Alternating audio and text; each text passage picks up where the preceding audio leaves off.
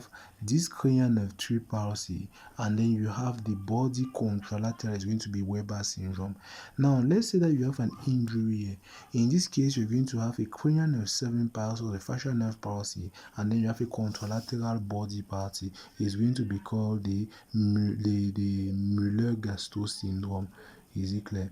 The Müller-Gastaut syndrome. Is it clear? And now, when you have an injury here, you have a cranial nerve 12 palsy and a contralateral body palsy, is going to be called the Wallenberg syndrome. Is it clear? So those are the different brainstem syndrome that you have at the level of the brainstem. Is it clear? So if they ask you to localize the lesion, I think that from here you can use your proportional or disproportionate hemiplegia and also knowing the different cranial nerve palsy in order for you to understand if the lesion is at the level of the brainstem or not. Is it clear? So those are the different elements. Now you need to know that what generally in hemorrhagic shock they will ask you for the territory or localize the lesion. They ask you for the territory. Is it clear? So that is where you are going to localize the lesion here. But in ischemic stroke, you need to know that what you need instead to visualize for the arterial distribution.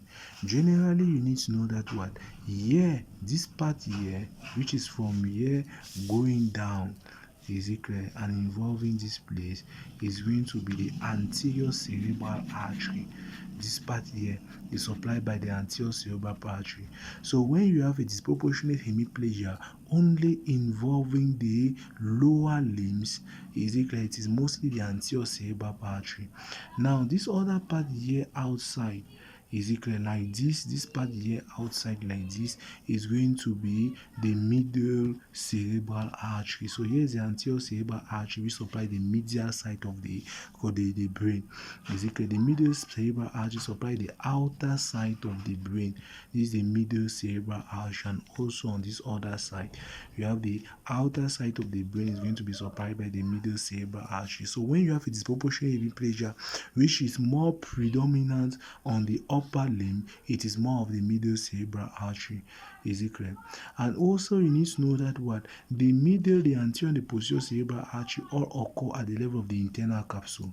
Is it clear? So on the anterior side of the internal capsule you have the anterior cerebral artery that is going to supply there. At the genu of the internal capsule you have the middle cerebral artery, and the posterior side of the internal capsule you have the posterior cerebral artery. Is it clear? You need to know that what the anterior side of the internal capsule is going to be having motor fibers. So if you have a patient that has only loss of motor and it is proportionate, it means that it is the anterior horn of the internal capsule. But if there is both loss of motor and sensory, is it and it is proportionate, it means that it's the genu horn that is involved. And if there is only loss of sensory, it means that it's the posterior horn and mostly supplied by the posterior cerebral artery. Is it clear? So those are the different elements that you need to visualize. And lastly, you need to know that what the brainstem, when you have an issue with the brainstem or brainstem syndrome, it is mostly involved the vertebral basilar system. Is it clear? And then lastly, you also have the cerebellar structures, the cerebellum which can be involved. Is it clear? So for all this is now going to bring us on these two diagrams. This first diagram is going to be the circle of Riedis. In order for you to understand, you need to know that the circle of Riedis, you first have the two internal carotid arteries. Then the internal carotid artery is going to divide to give this branch here, which is the posterior communicating artery. Is it clear? And the posterior communicating artery binds with the basilar artery. This basilar artery here, it binds with the basilar artery to produce the posterior cerebral artery. Here's the posterior cerebral artery. It's going to produce the posterior cerebral artery on both sides. Is it clear? So this is the right and this is the left internal carotid artery. Now also the internal carotid artery is going to have this branch here that's going to divide into two. Is it clear? So this branch is going to be middle cerebral artery. This branch here is going to come forward here. It's going to divide now into two. It's going to produce this branch here, which is the ophthalmic artery that supplies the eye. Is it clear? And also gives the anterior cerebral artery. Here's the anterior cerebral artery here. Is it clear? And here's the anterior communicating branch. Is it clear? You also have the middle communicating branch here. The middle communicating branch of the middle cerebral artery. Is it clear? So generally, those are the arteries that come from the internal carotid. Now, arteries that come from the vertebral artery system, because the internal carotid come from the common carotid that were coming at the level of the heart. Now, the vertebral artery is coming from the subclavian artery. Is it clear? So if there is occlusion from the common carotid, the vertebral artery coming from the subclavian artery can still perfuse the brain by this anastomosis in the circle of release. So you have the two vertebral artery that is going to fuse together to produce the basilar artery. And the basilar artery is going to produce the inferior cerebellar artery. These are the inferior cerebellar artery. Then we have the different pontine artery. Then you are going to have the superior cerebellar artery. Is it clear? So those are the different arteries involved in the circle of release. Is it clear?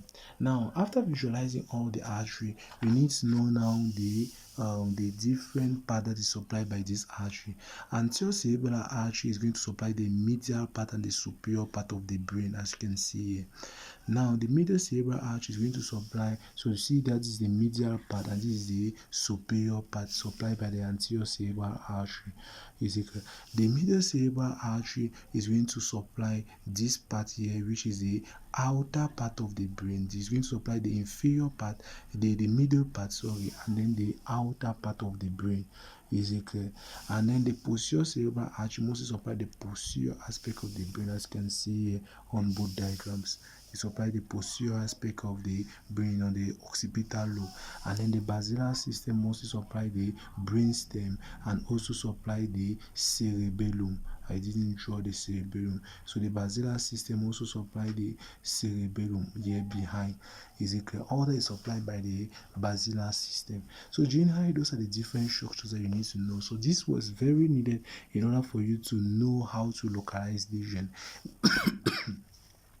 When you have an ischemic stroke, you're going to see the arterial distribution. But when you have a hemorrhagic stroke, you're going to see the territory that is involved.